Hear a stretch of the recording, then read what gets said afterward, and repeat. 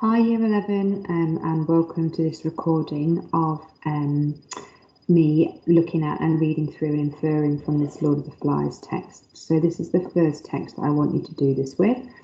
The first thing you'll need to do, if you haven't done so already, is just pause the video and read through it yourself. Okay, I'm not going to read it to you, read through it yourself. And I'm not going to analyse it for language or structure in sort of specifically, although I might pick up on some things that are to do with language and structure. But I'm just really going to focus on reading the text and inferring from the text, working out what is going on, looking at any language and words that we might particularly struggle with, so that I can show that I understand the text. Now, on every single question on section A, whether it be paper 1 or paper 2, this is the main thing they're testing. Can you read and understand it? Even if you're analysing language, can you link that back to show your understanding of the text? Or if you're writing about structure, can you link it back to show your understanding of the text? And that's not just what's happening, but kind of what's going on, and what can you read between the lines and what can you infer, okay? So if you haven't done so yet, pause the video and read it, and then you can start it again and we'll look at it together. Smoke was rising here and there among the creepers that festooned the dead or dying trees. So we've got this smoke rising, we don't really know where it's coming from, but I've just noted down this here and there, so it sort of suggests that it's everywhere. Maybe it's in patches. Here's a word that I didn't add on earlier, sort of sporadic. There doesn't seem to be any kind of pattern here at all. It's sort of just all over the place. And it's spreading through creepers. So this makes me feel like maybe we were in a jungle. These are kind of like vines amongst the trees or what have you. Okay, so you need to be adding these notes as I'm going through it. Pause it at any point. But it also, Golding describes the creepers as if they festoon the dead or dying trees. Now, to me, that creates a bit of a contrast here, because the word festooned basically means decorated. You know, you think of like streamers and decorating something at a party. So these creepers are kind of decorating the trees, and they kind of that creates a bit of a contrast to the dead or dying trees. So I don't know if that's significant or not, but that's something that I noticed. As they watched, a flash of fire appeared at the root of one wisp, and then the smoke thickened. So as I'm reading, I'm thinking, well, who are they? But actually, if we read here, it says a group of boys have started a fire in the forest. So I can just assume that actually it's those boys that are watching the fire. And we've got some sudden action here. I've got a flash of fire, and this word flash really sort of suggesting this sort of sudden movement here. And then the smoke thickens, so it's building this fire. Small flames stirred at the trunk of the tree and crawled away through the leaves and brushwood, dividing and increasing. So we've got a sense of this fire building and getting more powerful. One patch touched a tree trunk and scrambled up like a bright squirrel. So again, this idea of the fire being like a bright squirrel, and the squirrel is scrambling. So we've got this sense of movement and the fact that it's moving faster. And I've just written a little note up here of some words that I think are important. So there's a lot of movement here, sort of words to do with movement, and also words to do with nature. It's comparing the fire to a squirrel. And we've also already had the description of the vines and the trees and the forest. So let's go back to where we are. The smoke increased, sifted, rolled outwards. So again, just think about that. This is all movement of the fire, isn't it? If the smoke sort of sifts, that makes me think of it like flour in a sieve. Start with, I thought, was it a typo? Should it be shifted? But it's sifted there. So the smoke is kind of sprinkling or spreading maybe, and like when you kind of sieve flour and it kind of fluffs up. The squirrel leapt on the wings of the wind. Now remember, this isn't a squirrel, this isn't an actual squirrel, this is the fire being described as if it's a squirrel. And so I've just noted down here that it's a metaphor. The squirrel leapt onto the wings of the wind and clung to another standing tree, eating downwards. So we've got this idea of the fire as an animal kind of leaping away. And so in fact, I'm going to add that on here as well. It says metaphor fire. It's animalistic, this fire. And we've also got this word here, eating. So the idea that the fire is actually eating at the trees. So it's almost like a sense of greed. The fire is greedy, but also this idea of like maybe consuming. It's kind of totally consuming the landscape. Beneath the dark canopy of leaves and smoke, the fire laid hold on the forest and began to gnaw. So here it's kind of the fire is laid hold. This means it's taking control. And that I've already noted here in terms of the canopy of leaves. I almost imagine that it's like a canopy like going over the forest and containing that fire, like holding it in.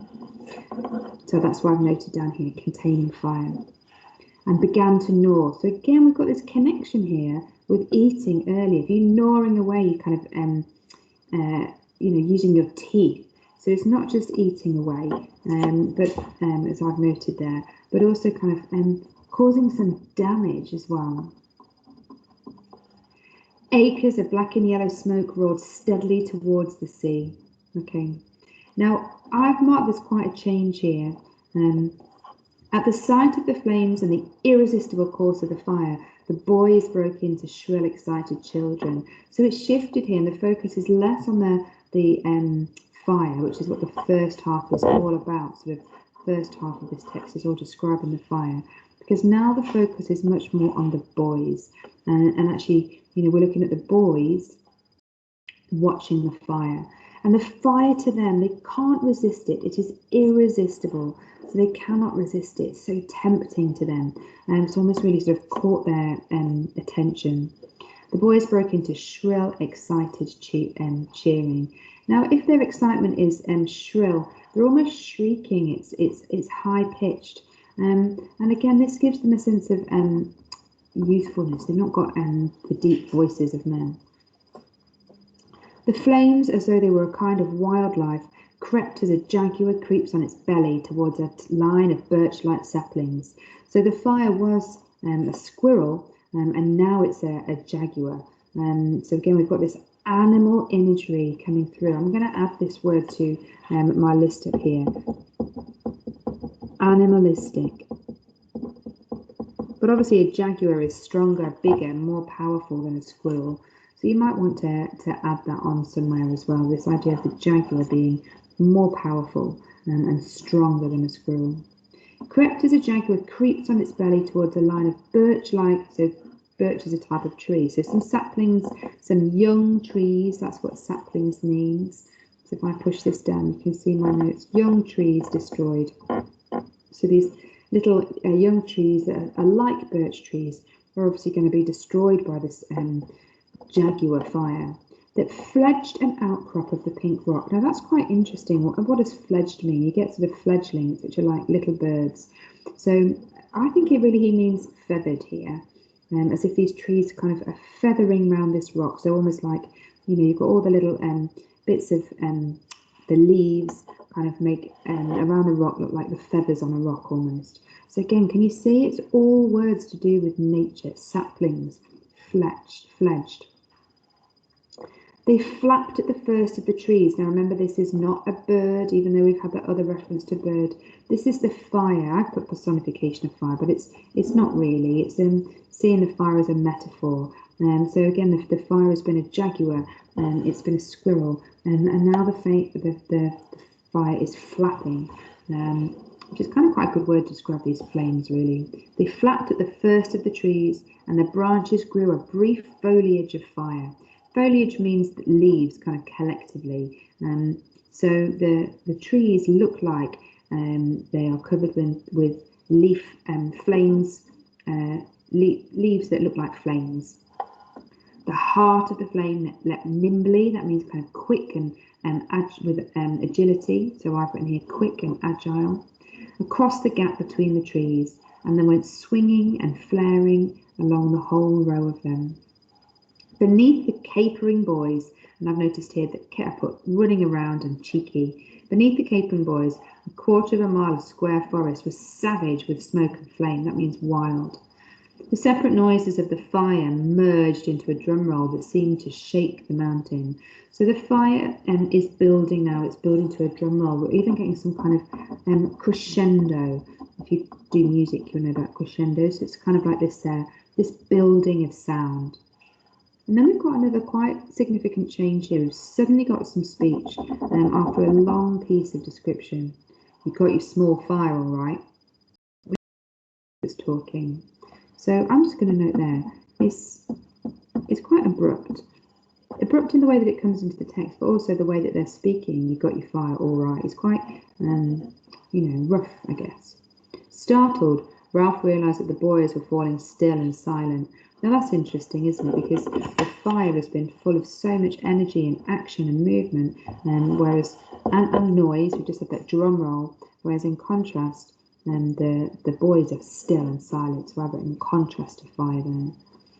Feeling the beginnings of awe at the power set them free below them. And this is the power of the fire.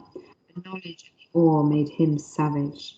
Now, again, this isn't because Golding isn't very good with his vocabulary, but he's used savage there to describe the fire.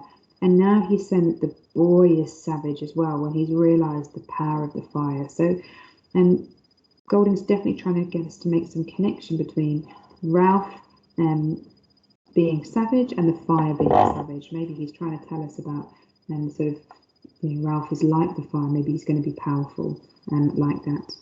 So you should now have a really well annotated text.